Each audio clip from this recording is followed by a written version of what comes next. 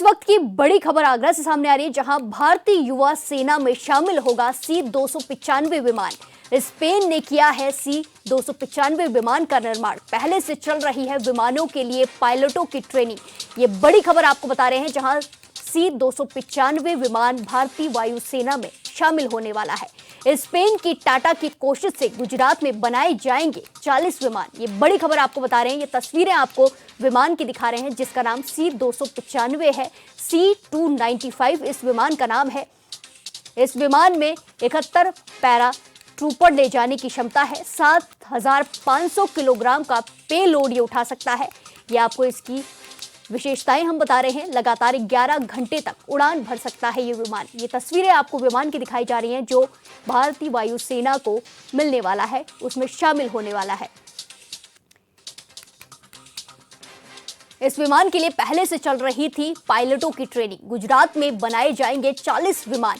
ये बड़ी खबर आपको बता रहे हैं, जहां स्पेन की टाटा की कोशिश से गुजरात में बनाए जाएंगे 40 विमान और C-295 विमान में है 71 पैरा ट्रूपर ले जाने की क्षमता। 7,050 किलोग्राम का पे लोड उठा सकता है ये विमान। इसी के साथ 11 घंटे तक ये उड़ान भी भर सकता है। ये बड़ी खबर आपको दिखा रहे हैं। तस्वीरें आपको विमान की दिखाई जा रही है, जो भारतीय वायुसेना में शामिल होने वाला है। इस खबर पर ज्यादा जानकारी के साथ हमारे संवाददाता संदीप सागर हमसे फोन लाइन पर जुड़ चुके हैं।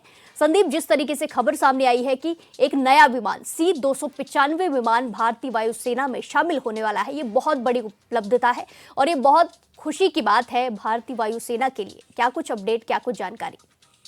हाँ बिल्कुल, देखिए ये बड़ी उपलब्धि है भारतीय वायुसेना के लिए और खासकर आगरा के लिए भी ये बड़ी उपलब्धि है, क्योंकि आगरा वायुसेना स्टेशन पर इसे जो है यहाँ शामिल किया जा रहा है। जो विमान है C-295, इस C-295 की अगर बात करें हम, तो यहाँ आगरा में जो है करीब 1 से 1.5 महीने पहले एक सेंटर भी यहाँ शुरुआत की गई थी, उसका उद्घाटन किया गया था, जहाँ पर इसके जो पायलट हैं उनको खास ट्रेनिंग देने का काम किया जा रहा था। और आज सबसे बड़ी उपलब्धि ये है कि C-295 जो एयरक्राफ्ट है वो आज भारतीय वायुसेना में शामिल होगा। सबसे बड़ी इसकी एक और बात यह है कि 71 पैरा ट्रूपर ये ले जाने के लिए विमान की क्षमता करीब 7,000 किलोग्राम से अधिक की इसकी क्षमता है और ये हवा में जो है फ्यूल भी दूसरे विमानों को प्रदान कर सकता है। इसके साथ साथ एयरक्राफ्ट 320 मीटर दूरी में टेक ऑफ करके 670 मीटर की लंबाई में ये लैंडिंग भी कर सकता है।